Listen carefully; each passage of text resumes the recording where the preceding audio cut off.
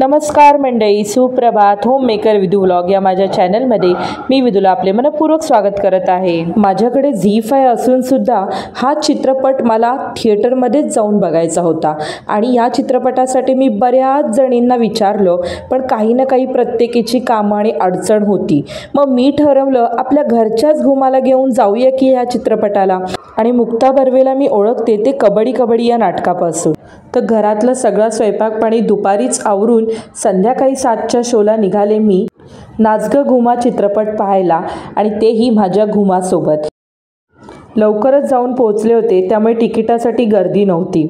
ऋषिकेशला म्हटलं हा चित्रपट आहे ना लेडीजचा आहे, तर तो आपसुकच म्हणाला मम्मी तुम्ही जा, मी छानपैकी खेळतो आणि मजा करतो इकडे मित्रांसोबत. काय तर रेवाला तर चित्रपटगृहात पहिल्यांदा यायचं म्हटलं की प्रमुख आकर्षण म्हणजे पॉपकॉर्न. आल्यापासूनच तिचं पॉपकॉर्न घे असं सारखं गाणं चालू होतं. सीट पण आम्हाला एकदम मस्त मिळाली होती. थोड्याच वेळात चित्रपट सुरू झाला. तर या चित्रपटात हा सीन केव्हा येतो याची मी आतुरतेने वाट बघत होते. काय सुंदर कॉस्ट्यूम डिझाईन केलं आहे बघा ना दोघींचं. आणि खरंच कॉन्सेप्ट इतका सुंदर आणि ब्रिलियंट होता ना. खरंच म्हणजे पूर्वी मी जेव्हा जॉब करत होते आणि माझी आई माझ्यासोबत नव्हती तेव्हा माझी अशीच तारेवरची कसरत असायची. खूप खूप खूप धावपळ व्हायची. आणि मला वाटतं जगातल्या सगळ्या ज्या वर्किंग वुमन आहे त्या या चित्रपटाशी आपसुकच रिलेट करू शकतील. त्यामुळे वर्किंग वुमन्सनी बघावाच असा हा चित्रपट आहे. इंटरव्हल झाला आणि माझ्या घुमाला घेऊन मी गेले पॉपकॉर्न आणायला.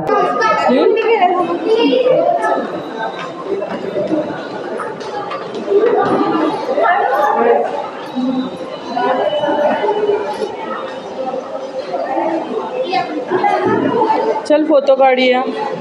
रेवाला पिक्चर छानपैकी समजत होता त्यामुळे मस्त एन्जॉय करत होती ती. अजिबात त्रास दिला नाही. फक्त एक पॉपकॉर्न घे असंच चालू होतं.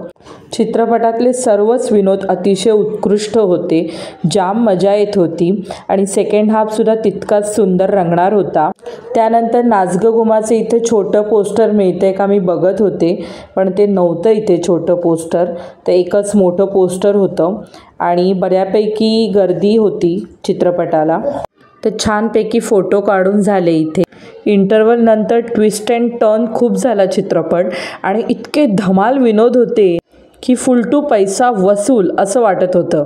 सर्व कलाकारांचं कास्टिंग जे होतं ना ते अतिशय अप्रतिम होतं. स्टोरी तर उत्तम होतीच, त्यानंतर कथासुद्धा अतिशय सुंदर लिहिलेली होती.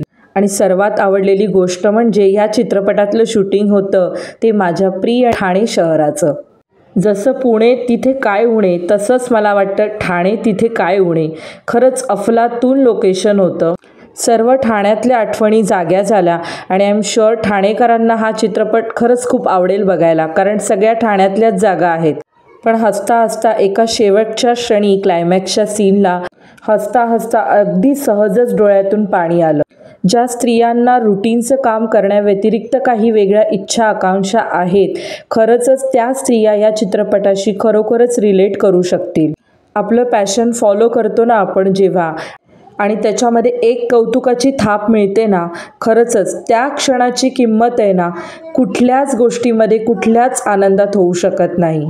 मला जे वाटलं ते मनापासून मी इथे व्यक्त करण्याचा प्रयत्न केलेला आहे.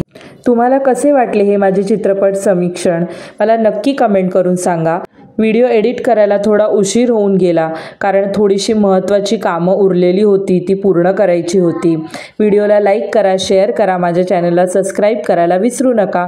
पुन्हा भेटूया पुढच्या व्हिडिओमध्ये. व्हिडिओ पाहिल्याबद्दल मनपूर्वक धन्यवाद. घुमाचे दोनच हात लाखो कामांचा घाट घराची फाट तिची जगमग सुसांडून पायात तिच्या गेला